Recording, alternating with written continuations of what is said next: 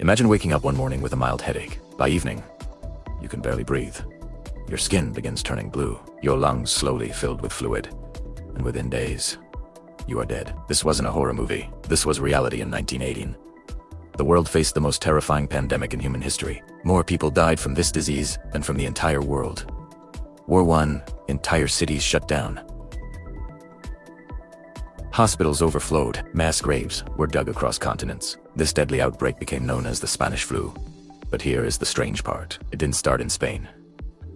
So why was it called the Spanish flu? And how did a virus manage to kill tens of millions of people worldwide? Today, we uncover the chilling story of the 1918 influenza pandemic. Chapter 1. The World in 1918. The year was 1918. The world had already suffered 4 long years of brutal warfare during World War I. Millions of soldiers were living in crowded trenches. Cities were exhausted. Food was scarce, and medical science was still limited.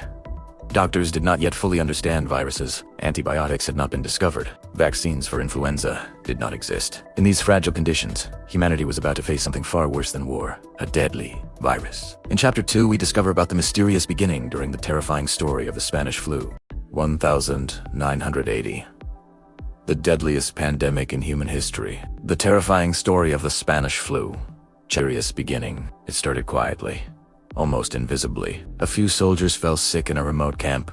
Nothing unusual. But this ordinary illness would soon become the beginning of the deadliest pandemic in history. Historians still debate where the deadly virus first appeared. Some researchers believe it began in a military camp in the United States. Others believe it started in Europe or Asia. One early outbreak was recorded in March 1918 at Camp Funston in Kansas. Thousands of American soldiers were training before being sent to Europe. Within days, hundreds of soldiers fell sick.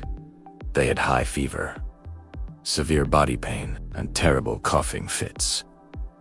Doctors initially believed it was a normal flu, but they were wrong. This virus was different. It spread incredibly fast, and soon, infected soldiers boarded ships and traveled across the Atlantic Ocean. Without realizing it, they carried the virus to the battlefields of Europe. Chapter 3. War accelerates the virus. War didn't just spread bullets, it spread disease. As soldiers crossed continents, they unknowingly carried death with them. 18 months. The virus had no borders. The conditions of war made it unstoppable. Soldiers lived in crowded trenches, often in unsanitary conditions, perfect for disease transmission. Troops traveled constantly between countries, bringing the virus to new populations. Hospitals were already overwhelmed by war injuries, leaving little capacity for a new epidemic. As soldiers moved between France, Britain, Germany, and other regions, the virus moved with them. Within months, outbreaks appeared across Europe, devastating communities already suffering from war. But something strange happened. Most countries tried to hide the news of the spreading illness. Governments feared that admitting a disease outbreak would weaken morale during wartime. Newspapers were heavily censored, preventing the public from knowing the true extent of the crisis. However, one country remained neutral during the war.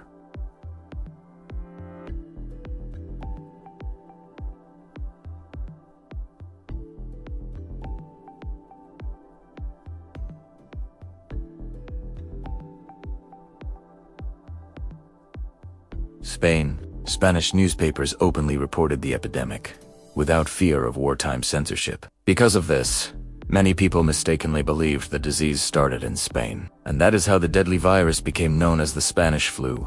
Chapter 5. A pandemic across the entire planet. No country was safe. No continent was spared, from crowded cities to the most remote villages. The Spanish flu was everywhere. The virus did not stay in Europe. It spread everywhere. North America and Asia, Africa and Australia, remote islands, even the Arctic. Within a year, about 1/3 of the world's population became infected. At the time, the global population was about 1.8 billion people, and experts estimate that at least 500 million people were infected. Deaths rose rapidly. 20 million, 30 million, then even higher.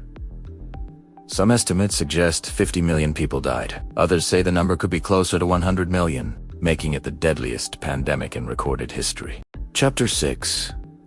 A strange and terrifying pattern. Something didn't make sense. The strongest healthiest people were dying the fastest.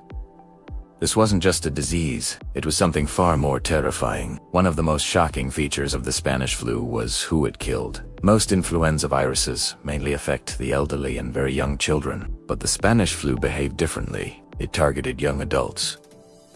Healthy people between 20 and 40 years old were dying in huge numbers. Scientists later discovered that this was due to something called a cytokine storm. The body's immune system reacted so strongly to the virus that it began attacking its own tissue. Ironically, strong immune systems made the disease even more deadly. Chapter 7. Cities in lockdown. As fear spread faster than the virus, cities began to shut down. Doors closed, streets emptied. Masks became a symbol of survival, but for many, it was already too late. As deaths increased, cities around the world began taking drastic actions. Schools were closed. Churches shut their doors. Public gatherings were banned. Masks became mandatory in many places. People were warned to avoid crowds. Hospitals expanded into schools and stadiums, but in many places, it was already too late. One famous example was the city of Philadelphia. Despite warnings from doctors, officials allowed a huge war parade to take place. More than 200,000 people attended. Within weeks, thousands of residents were dead. Doctors were facing an enemy they couldn't even see. No cure, no vaccine, no clear answers. Yet they kept fighting, even as the world collapsed around them. Medical knowledge in 1918 was limited. Scientists had not yet discovered the influenza virus itself. Many doctors believed bacteria caused the disease. As a result, treatments were ineffective. Patients were given aspirin, rest, and oxygen.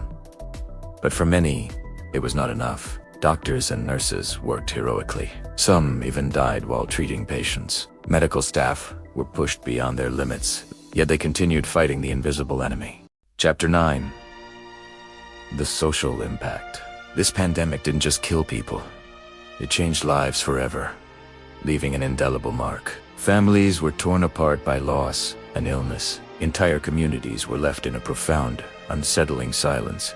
The Spanish flu didn't just affect health, it profoundly disrupted the very fabric of entire societies. Businesses closed, factories ceased production, and schools remained shut for months, halting daily life. Tragically, many children were orphaned after their parents succumbed to the disease, facing an uncertain future. Funeral homes were overwhelmed, unable to handle the sheer number of bodies. Mass graves became a grim necessity. In some plazas, the scale of death was so immense that trains carried coffins instead of passengers. Fear spread like wildfire. People avoided each other, and once vibrant streets became eerily silent, gripped by dread. And then, just as suddenly as it arrived, the storm began to fade. The virus weakened, the deaths slowed. But the damage it left behind would never be forgotten. By 1919, the virus began losing strength. Several waves had already swept through the world. Many people had developed immunity. The most deadly phase of the pandemic slowly faded. Life gradually returned to normal. But the scars remained. Entire generations had been affected. Families had lost loved ones. Communities had been changed forever.